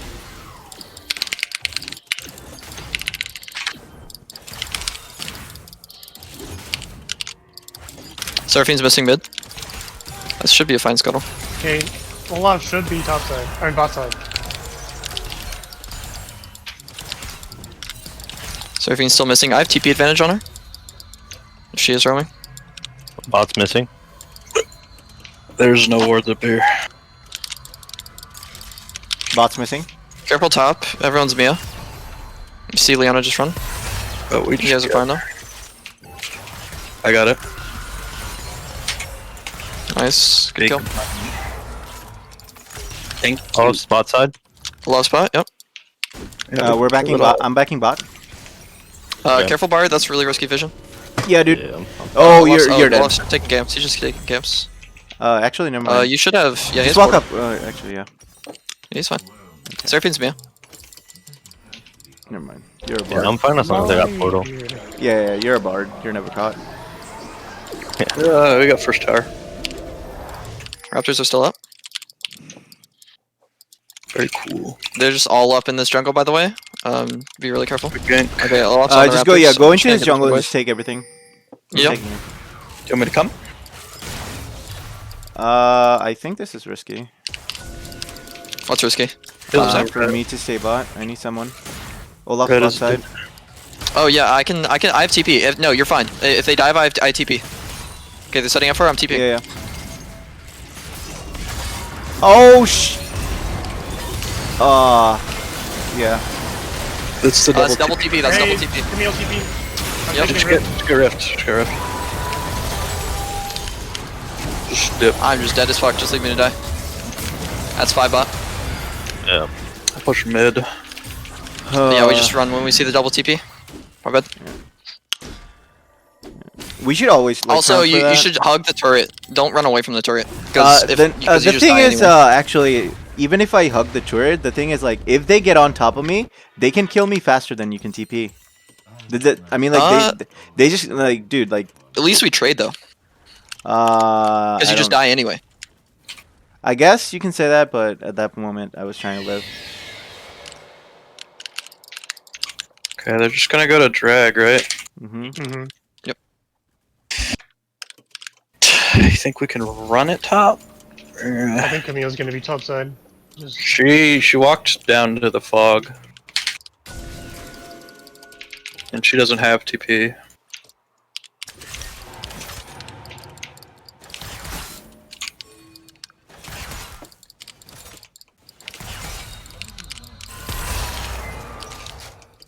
I don't think we're fast enough.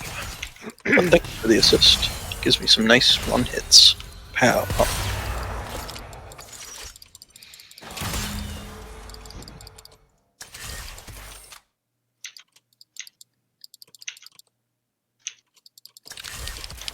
This guy hasn't backed yet. I'd be careful. I think they all backed, so. You want red? Let's get you red and then push. You just take red for now. I can't really use it. Stay on the top. Can we do this? Surfing's here. Leon's mid. Alt. Leon's walking bot now. So could Seraphine. Seraphine can also be walking bot. No, she's mid. Never mind. Be fine. Oh, Olaf's here. I'm coming mid. Okay. He isn't running. I need a minion. Oh, my I need a Cumus. minion. It's fine. We still win this. It's really hard. Help me push it out. Back up. Oh, Did they're coming. Seraphine flash? Did she flash? Mm-hmm. Okay. That's Olaf R, Seraphine R. Did she? I'm wondering. No, I don't know. I don't think she did. Okay. I'll save my flash then. Back up and get her jungle.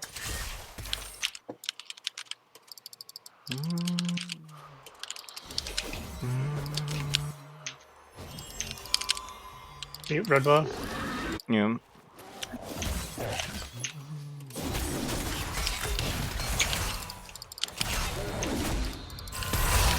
Show up. She has to keep hitting.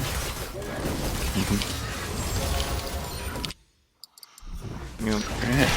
This game, Anivia should just stay mid. You're the best person. Yeah, that's what we're doing. Sounds like a plan. We got Olaf's flash, by the way. Go. Yep, this is true. I'm here to support. Sweet. Yep. Don't forget your pinks. Yeah.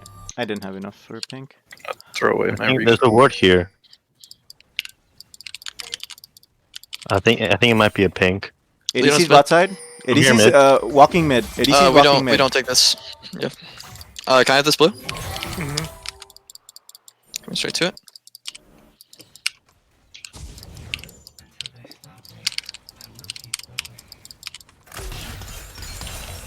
They're all up in your bot jungle. Nothing's up though. Alright. I can push bot, by the way. There's only Senna that can forward mid. No idea on Camille. Alright. I push bot. I'm backing up. Yep, just back all the way off. You have no turret. We can shadow you. Oh, careful. Yeah, I'm backing all the way. They're coming from Yep, just back all the way. If we're face checking this, we need to face check as a team. Okay, we have plant. Okay, we're good then. Let's walk together as a team. Let's get some vision back. Be careful. Left here. I need to catch mid. Yeah, go. You guys can go bot. You guys can go bot. Or just we don't have to right now. Bot's pushing. We can push mid. I'm coming. I'm rotating. Watch out for Seraphine. I'm here. Focus. Anivia. Got it.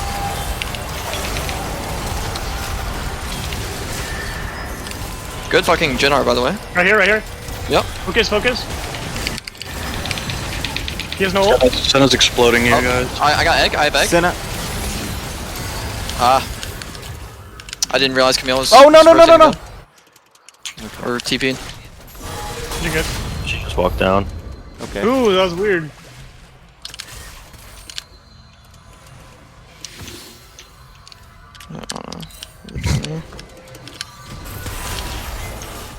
We need Grievous Winds for the Olaf. Eclipse.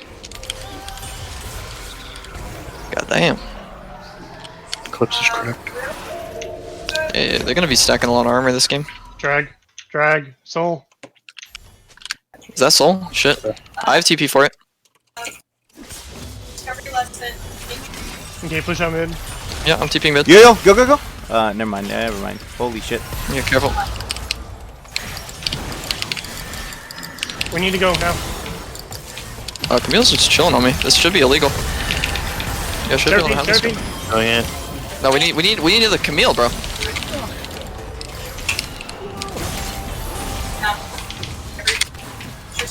Watch out! Our entire team's getting run on. And we need to focus the Camille there. There's just way too many heals and shields. Yeah, get Grievous Winds ASAP. Yeah.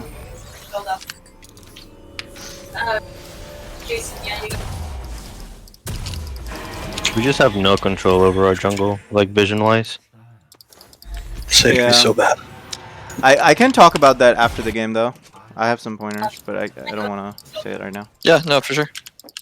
I've been clearing as much as I can, but I just No. It's not. Who are you again? Are you support? Yeah. Yeah, no. It's not your fault. So.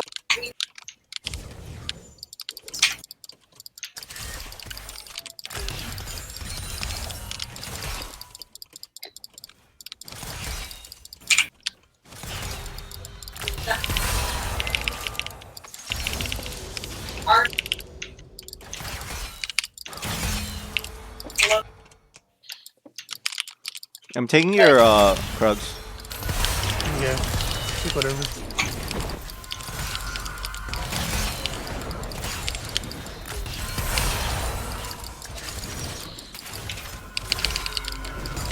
Watch out, you got Leon. They're collapsing top.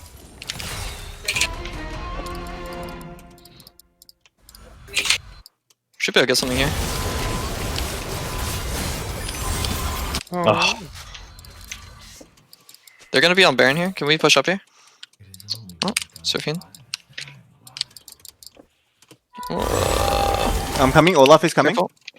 Yeah, where's Olaf coming from? Here, right here. Go. Walling him off. Return. All Turn. flash. I'm dead. I'm ulting. Game's over. It's fine.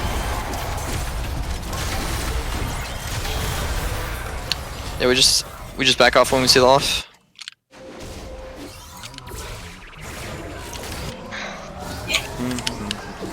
He flashed, by the way.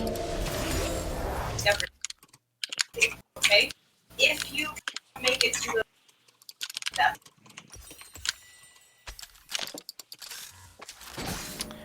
They probably get Baron right now. Yep.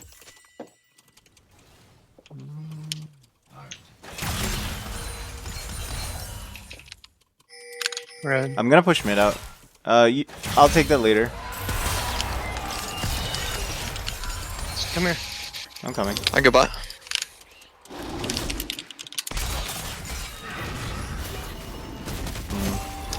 Hopefully nothing happens in the next 90 seconds.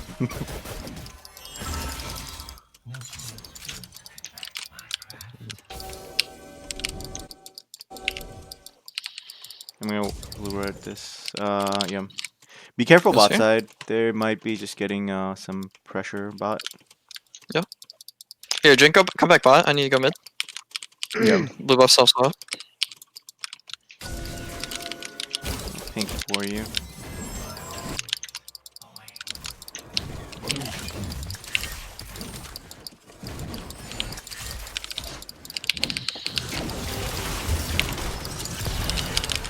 Watch it, they're collapsing bot, Alright, back up. We can't kill him. Yep, just Kill her go. fast enough.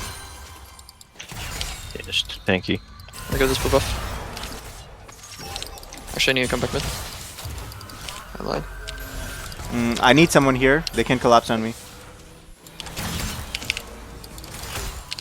Rotating I'm down. backing. I am backing. I can't stay. Coming down.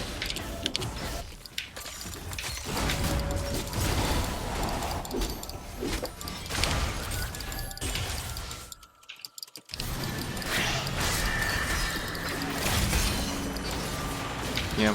We should just go for a late game at this point. For sure. Yeah. Just make sure they take as little objectives as possible. Mhm. Can we 2v2 this? Be really careful, Olaf's really strong. Yeah, Olaf's right here. He's just waiting. Trying to go to whichever side. Oh, I'm getting engaged on mid. That's Leonor. Olaf's looking to run up. Can we get out mid? Yeah. We can probably save this tower. Olaf's here. Are you guys getting? That's all of them. Coming down. Leon's on me. Trying to come down. They should be really overextended here. Split them up. Enough. Camille's really low. I'm going B. That's good. They wasted their Baron right now. Yep. We're just wasting their time. So they're good. Alright. Be careful. Be careful to go in their jungle. Remember golden rule. I think our top side's yeah, fine. yeah, the right bot there. side. Yeah. Remember the golden rule. Before we get vision, we need prio. Dragons in 1 minute. Yep. Get prio. Get mid Getting bot prio prio then. now? Yeah, get bot and mid. That'll be fine. Before you get prio, also remember if they can, come onto you. Yep. Kled, you needed to back a little bit earlier. Actually, never mind. What the hell? What's up there? Camille's top. It's just TP. Gonna wait for bot to push back in. Then hold it. Which I. I'm going bot to help push. Okay. All right, I'm coming bot then. We don't have enough time to get 2 lane prios. Yeah, this is good. What Alright, we Elder's gonna need- be up soon. Oh, we need to hold top.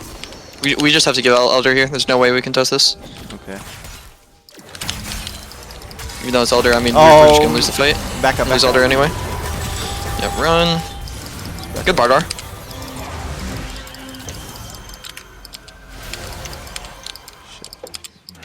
Yeah, Okay, that's let's why I go wanted mid. bard when they picked Seraphine, because like if she R's, I can R them. We can make him play top here. Yeah, at least we can do. Alright. Yeah, we can totally kill this guy. Do we have Bard? Bard. I got portal. No. He's slowed. We totally kill this guy. Oh.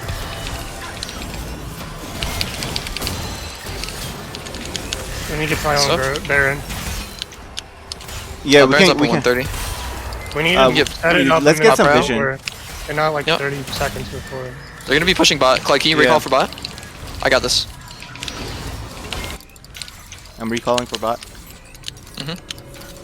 Get topside vision. Recalling as well.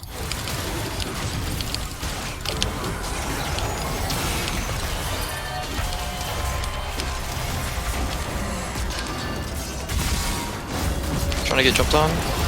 We're coming. Splitting up the team. Might not matter though. Oh my god, I'm just getting run down with this Olaf.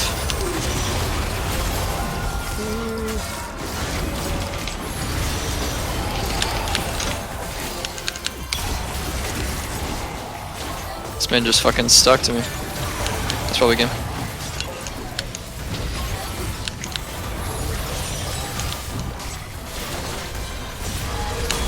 I'm surprised they didn't reset.